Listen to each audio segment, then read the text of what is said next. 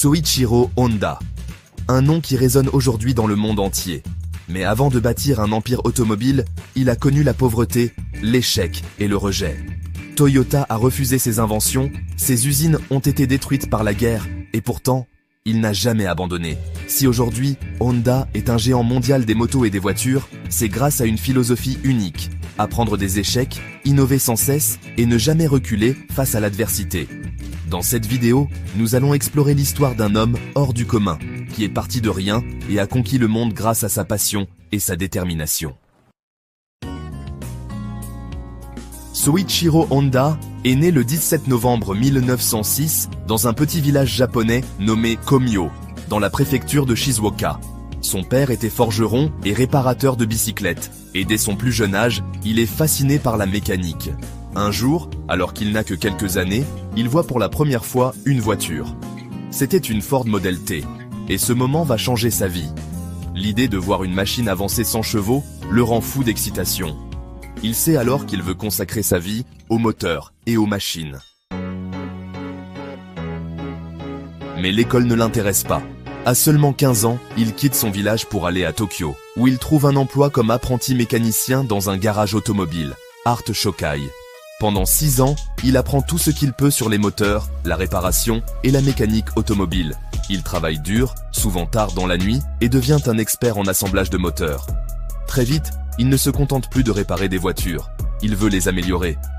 Il participe à ses premières courses automobiles et comprend que la performance d'un moteur repose sur des détails techniques minutieux. À 22 ans, il fonde Tokai Seiki, une entreprise spécialisée dans la fabrication de segments de pistons. Son rêve, fournir ses inventions aux grands constructeurs automobiles du Japon. Il se rend chez Toyota, convaincu que son produit va révolutionner l'industrie. Mais Toyota rejette son invention. Pourquoi ? Parce que la qualité est trop mauvaise. Imaginez, après des années d'efforts, il essuie un refus brutal. Mais au lieu d'abandonner, Soichiro reprend tout à zéro. Il s'inscrit à l'université technique de Hamamatsu, apprend la métallurgie et perfectionne ses segments de pistons. Finalement, Toyota finit par les accepter et son entreprise décolle. Mais ce succès est de courte durée.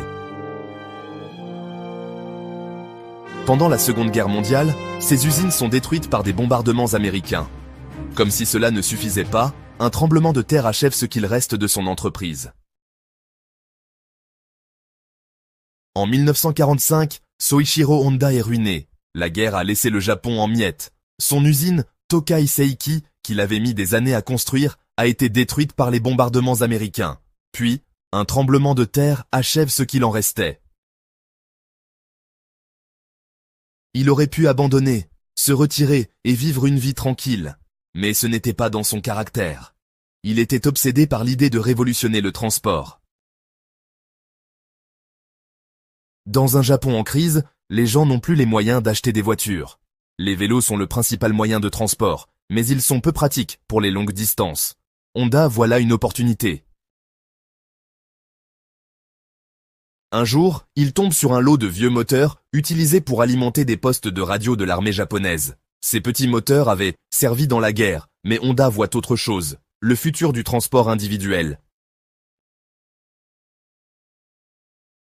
Avec son équipe, il commence à fixer ses moteurs sur des bicyclettes.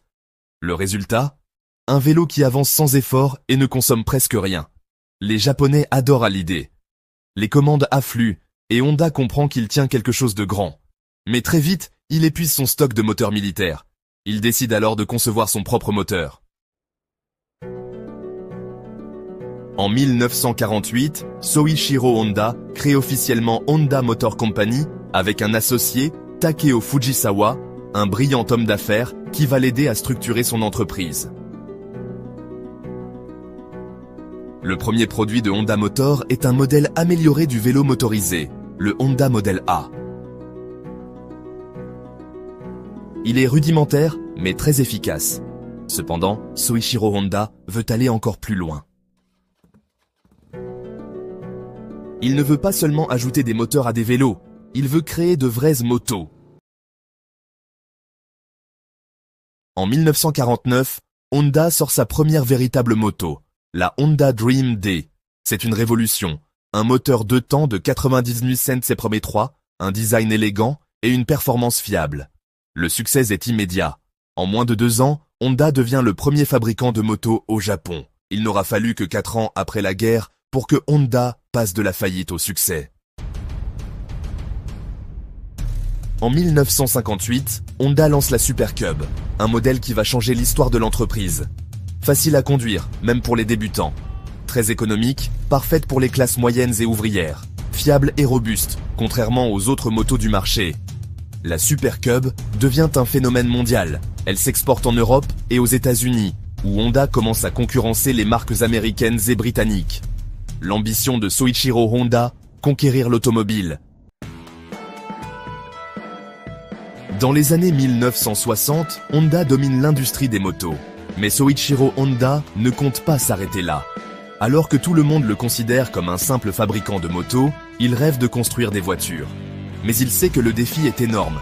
L'industrie automobile est déjà dominée par Toyota, Nissan et des géants étrangers. En 1963, Honda sort son premier véhicule utilitaire léger, le Honda T360, puis sa première vraie voiture de sport, la Honda S500. Mais les débuts sont difficiles. Honda est ridiculisé par les constructeurs automobiles japonais qui ne croient pas en son projet. Pourtant, il persiste. L'innovation est son moteur. Il introduit de nouvelles technologies, comme les moteurs à haut régime, inspirés du monde de la moto. Le vrai succès automobile de Honda arrive en 1972 avec la Honda Civic. Pourquoi la Civic cartonne ? 1. Elle est économique, idéale pendant la crise pétrolière des années 70. 2. Elle est fiable, contrairement à certaines voitures américaines. 3. Elle respecte les nouvelles normes environnementales, notamment grâce au moteur CVCC de Honda. Soichiro Honda voulait prouver que sa technologie était la meilleure. Il décide donc de se lancer en Formule 1 dès 1964. Au début, Honda peine à s'imposer, mais avec le temps, l'entreprise devient un leader. Dans les années 1980, Honda équipe des voitures de légende comme celles de McLaren et Williams, avec des pilotes comme Ayrton Senna et Alain Prost. Grâce à la Formule 1, Honda prouve que ses moteurs sont parmi les meilleurs au monde. Soichiro Honda est passé de mécanicien rejeté par Toyota à fondateur de l'un des plus grands groupes automobiles du monde. Il a transformé des bicyclettes motorisées en un empire de motos, voitures et moteurs de course. Son secret, ne jamais abandonner, apprendre de ses erreurs et toujours innover. Aujourd'hui, Honda est un géant mondial, et tout cela grâce à l'esprit visionnaire d'un seul homme. Sa philosophie et ses leçons de vie. Soichiro Honda n'était pas un simple entrepreneur. Il était un perfectionniste, un innovateur et un rebelle face aux conventions. Contrairement à beaucoup d'hommes d'affaires, il ne s'intéressait pas uniquement au profit. Ce qui le passionnait, c'était la mécanique, la performance et l'évolution constante. Ceux qui travaillent seulement pour l'argent ne réussiront jamais, mais ceux qui aiment ce qu'ils font connaîtront le succès.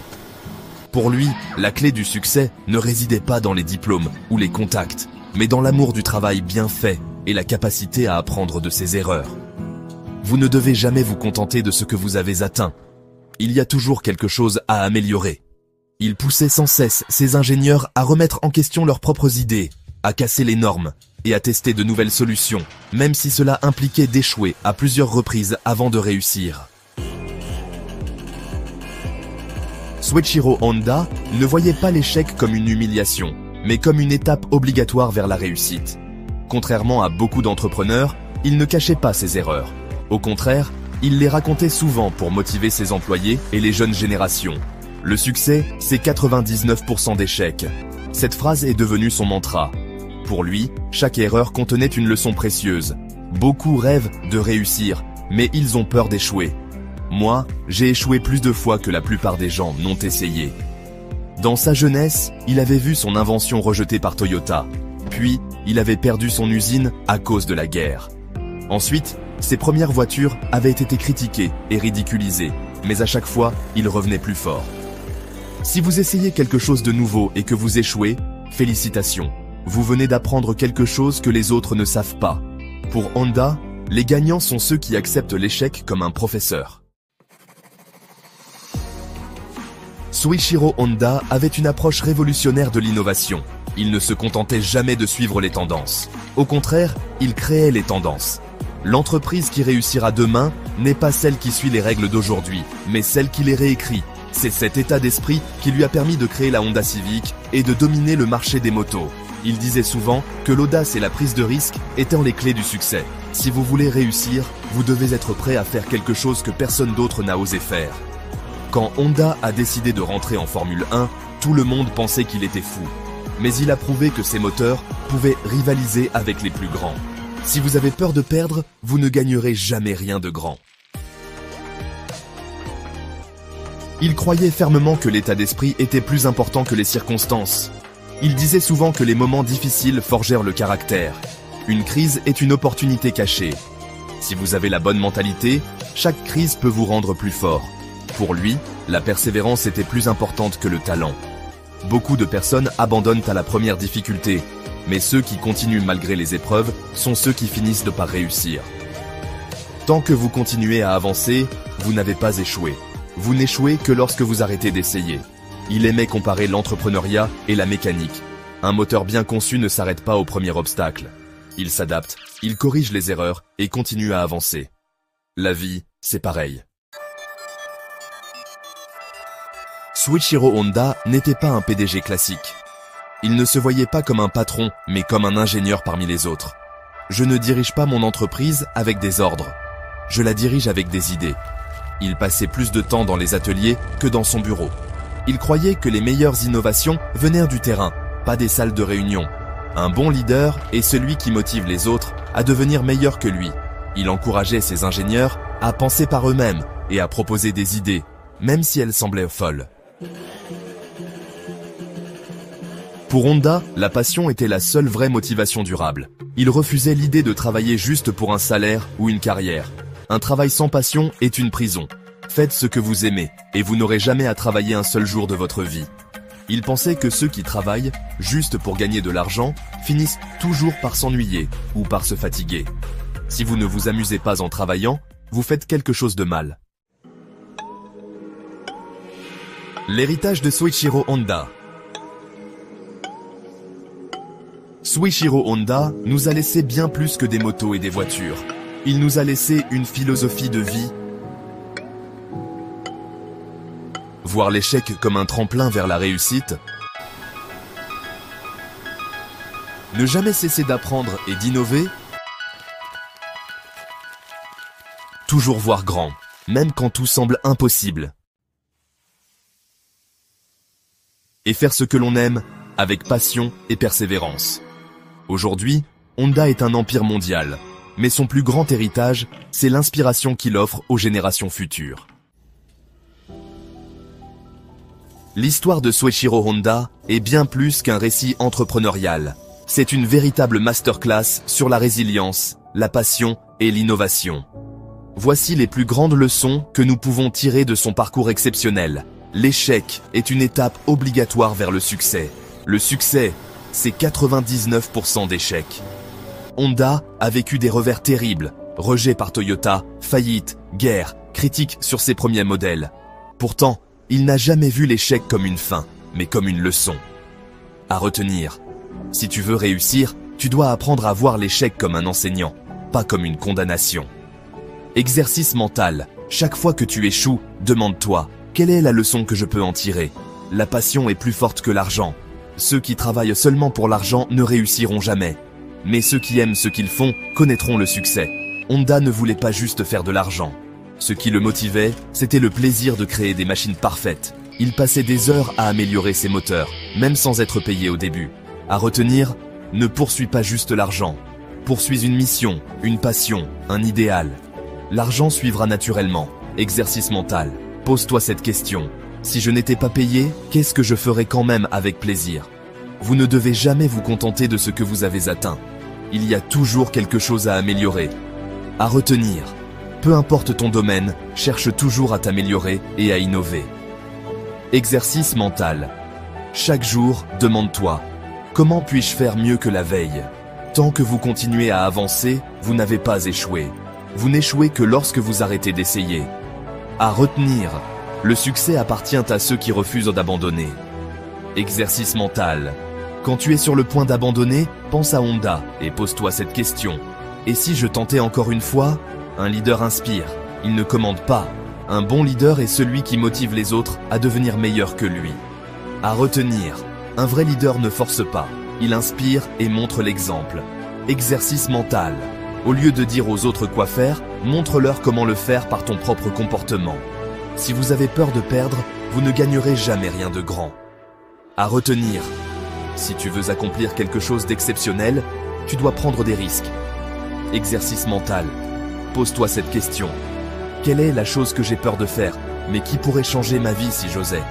Une crise est une opportunité cachée. Si vous avez la bonne mentalité, chaque crise peut vous rendre plus fort. À retenir, les moments difficiles ne sont pas des fins, ce sont des chances de réinventer ta vie. Exercice mental. Quand tu traverses une difficulté, au lieu de te plaindre, demande-toi, comment puis-je transformer cette situation en opportunité? La patience et le travail paient toujours. Les résultats ne viennent pas du jour au lendemain. Travaillez avec constance et vous verrez les fruits de vos efforts. À retenir. Tout ce qui vaut la peine prend du temps. Sois patient et continue à avancer. Exercice mental. Quand tu es frustré par un manque de résultats, souviens-toi que les grandes choses prennent du temps. Si vos rêves ne vous font pas peur, c'est qu'ils ne sont pas assez grands. Honda ne voulait pas juste fabriquer quelques moteurs, il voulait changer l'industrie mondiale, et il l'a fait. À retenir, ne te limite jamais, vise toujours plus grand que ce que tu crois possible. Exercice mental. Demande-toi, quel serait mon rêve ultime si je n'avais aucune limite? Soichiro Honda est décédé en 1991, mais son impact reste immense. Aujourd'hui, Honda est l'un des plus grands constructeurs mondiaux, un symbole d'innovation et de persévérance. Son histoire est une preuve que le succès ne dépend pas de nos débuts, mais de notre capacité à apprendre, innover et ne jamais abandonner. Si cette vidéo t'inspire, pense à t'abonner et à activer la cloche pour ne rien manquer de mes prochaines vidéos.